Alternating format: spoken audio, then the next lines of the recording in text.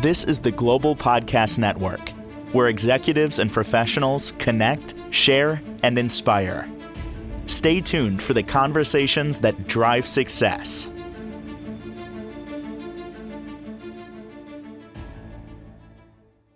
Welcome back to the show. We are honored to have our next guest joining us. In 1984, this is the same year that Lisa Johnson graduated from Purdue University with a degree in clinical and developmental psychology. Well, that's when Oprah Winfrey began co-hosting AM Chicago. This is on WLS TV at the time. So Oprah quickly turned the show from last place to number one in the local ratings. And yeah, by the next year, it was renamed the Oprah Winfrey Show. So we have Lisa Johnson with us today, and her personal experience with crime later connected with legal and justice system issues, which was discussed on Oprah's shows. Now, Lisa also experienced overcoming much adversity and allowed her to work on others on similar issues covered by Oprah. So both Oprah and Lisa were in the early stages of their careers at the time, and Lisa had wanted to become a psychotherapist since the age of 14 and aimed to work at Planned Parenthood, motivated by a friend. And keep in mind, I want you guys to get a feel of this. What would it ever feel like? Have you ever imagined that your story could be featured on the Oprah Winfrey Show? I mean, that's pretty amazing. And Lisa, has that kind of story that began before Oprah ever came to AM Chicago. So she thought that chapter of her own story was over. Now the trials and sentences were over. The men who assaulted her and others had been sent to prison, one for 35 years, one for 80 years. Now, she also finished her degree and was working to help others recover from their own trauma and use their experience to help other survivors thrive. It was her work with the child sexual abuse program that really brought Lisa and her team to speak up from the audience of the Oprah Winfrey Show. And this was in March of 1986. So Lisa and Oprah were on the same team to create a world of restorative justice for victims and the accused of sexual abuse. So, wow, what a story. Let me ask first and foremost, what was it like to be on the Oprah Winfrey Show? When I look back at it, it was a local television talk show that was very much like the Phil Donahue show at the time. She stood in the audience and fielded questions from the audience. And in this particular show, there was a panel of people that we were interacting with from the audience.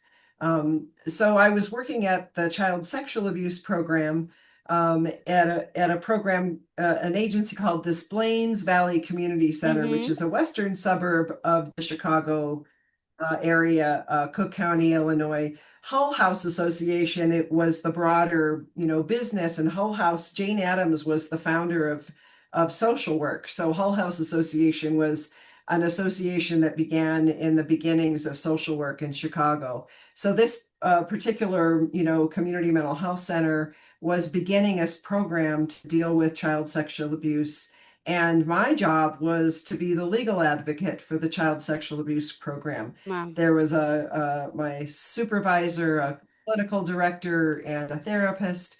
And my job was to help families who were involved in the program understand the legal system and understand how their situation was interacting with the legal system.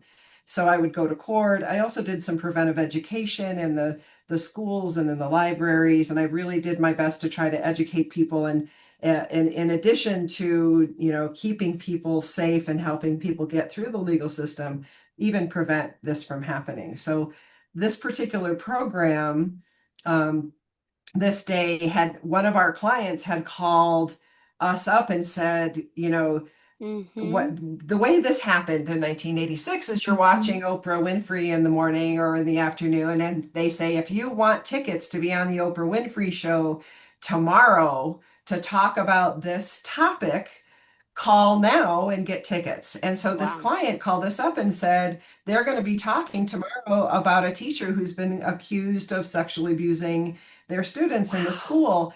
We should all go.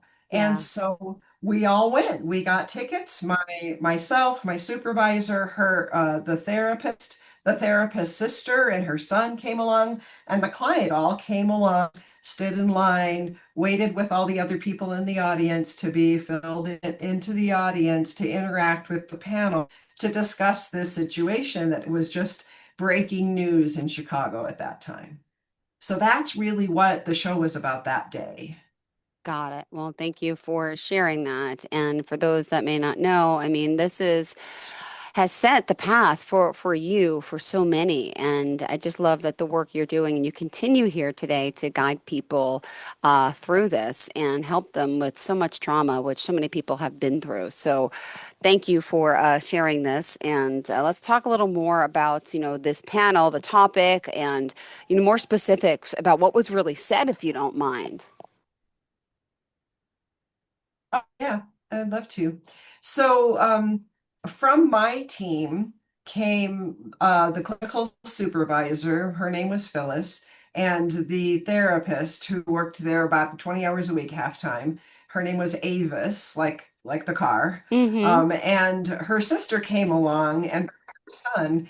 And so like you did back in that day, we set the VCR to record the episode, and I still have a copy of the episode that we recorded back in 1986 when I figured out what was happening. At the time, Oprah wasn't nationally syndicated yet. It was Mm-hmm. still the local Oprah Winfrey show.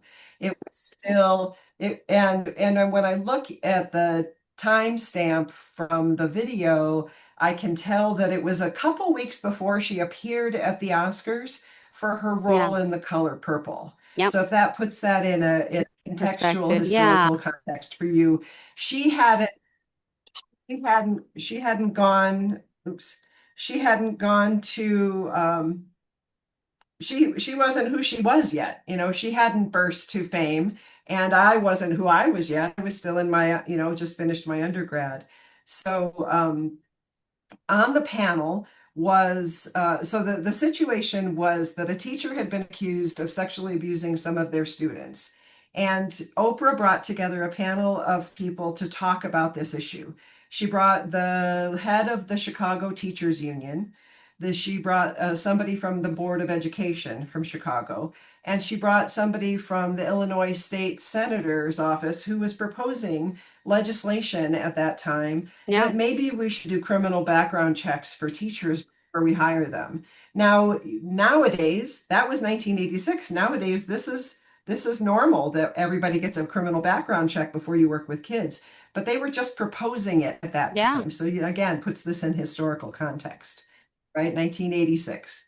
So, and then they added also another person from a place called Imagination Theater.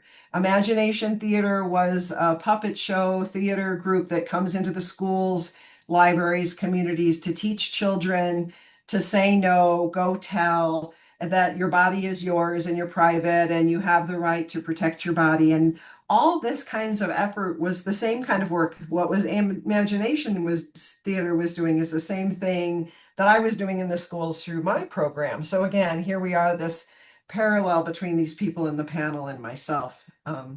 So as we watch the video, again, one of the funniest things that happen is they would ask questions from the audience, and Oprah would stand between the aisles and bring people up, and you say what? And she would hold up her microphone to us. My situation, my supervisor, Phyllis, the short little lady who was a retired nun, had trained to be a social worker, and said, grabs the microphone away from Mm-hmm. Oprah and starts talking in the microphone.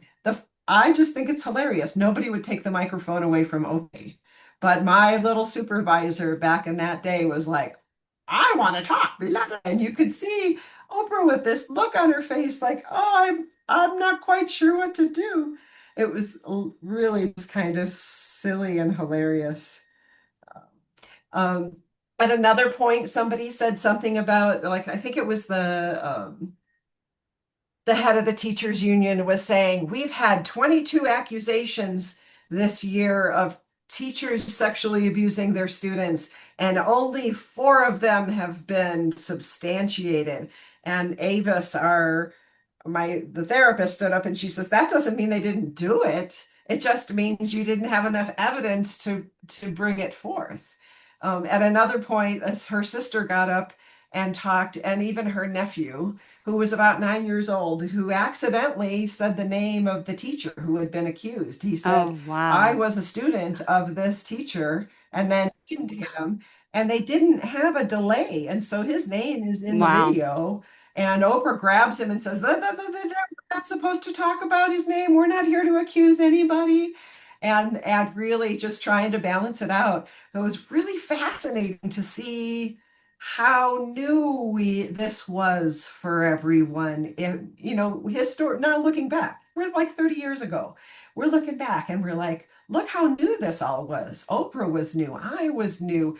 People didn't have a delay on their TVs to stop somebody from accidentally saying the teacher's name. But he didn't think about what a good idea is it to have a 9-year-old talk on a local television talk show about this situation. There were other young youth in the audience, 15-year-olds, high school students talking up. It was a fascinating experience to be a part of this way of expanding information Yeah. and sharing information. Wow. And at the end, they had a lot of interesting thoughts. So I'm going to pause there and say, we walked away and we didn't really think that much. I mean, I had a different perspective, of course, of the Oprah Winfrey show and of Oprah herself as I walked away, because first of all, I kind of felt like, yeah, we're on the same team. We're doing the same work. Yeah. Really are. We're in alignment. She's here putting on a television show about the kind of work that I'm doing in the community. She has a different venue for carrying the message of restorative justice Yeah. that I'm trying to implement in my life. I was taking my experience. I had a very successful experience of reporting abuse and having the guys go to prison. I was like empowered by that experience. And I didn't know yet that that story wasn't over. At this point, I was still feeling like we're on the same team and we're here empowered to work on this together. Interestingly enough, afterwards, we used to get together at our meetings and make little jokes. We'd pass the pencil or something around and say, and you say what? And so we used to pretending to be Oprah and laugh and giggle. And it turns out that our agency hired Oprah to be the keynote speaker for our Mm-hmm. fundraiser the next year or so. The Des Plaines Valley Community Center asked Oprah to come and do a speech.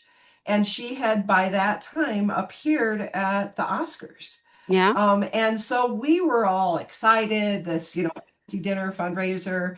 We were all excited to like really hear, I kind of expected a pep talk from Oprah about, how we're all working together on this stuff. And she really understands the work that we're doing, and that kind of thing. And she talked about her dress that she wore at the Oscars and what it was Wow. like to be fitted into her dress and how it didn't fit quite right. And she had to lay down and there's actually, you can find stuff about her talking about this later Yeah. I remember online. You it can though. find information Mm-hmm. of her telling the story again, but she basically, that was her story. It was what it was like to be to be Oprah at the Oscars in a dress that doesn't fit. And at the moment I was having my own biological, experience with bodies and dresses. And I had recently been married, and I ordered a wedding dress that didn't fit. And I had to have it altered so that it would fit, and Mm-hmm. it was humiliating. And this story of feeling humiliated in this, formal, fabulous experience. You're supposed to be beautiful. And that I actually I felt, even though I identified with her story, I felt kind of betrayed because I Mm-hmm. didn't feel like she knew anything about the work that we were doing. Yeah. Um, and by this time, I had had the experience of seeing what it's really like to work in our justice system to try to advocate for children's protection from sexual abuse Aw. or any other kind of abuse. I was working in a field where I was going to court with kids and families, And I was talking to lawyers and prosecutors and defense attorneys, and I was seeing how difficult it really is for somebody to testify in court, to Ah, carry a message to, when at that point, a child reporting that they had been abused had to report to 4, 5, 6, 7 people about what happened to them before anything might even happen ever about to change the situation. And for me, that's why I was doing the work. Restorative justice for me was, what do we need to change so that this stuff stops happening to people? Not just to me, but to children and other children. I really believed that part of the reason why hurt people is because they don't get the care they need yeah. when they get hurt. They don't get protected. Nope. And if you don't get protected and you're being sexually abused or abused in other ways, then you go out thinking it's okay to overpower and control other people to get your needs met. And I don't want to live in that kind of world. And so that for me, that's what restorative justice is all about. And what I saw behind the scenes was not just the defense attorney who's defending the guy who's been accused of sexually abusing children, but in one case in particular really stood out for me was our client was a 13-year-old kid who had been befriended by a 60-year-old man at the park nearby where she hung out with her friends.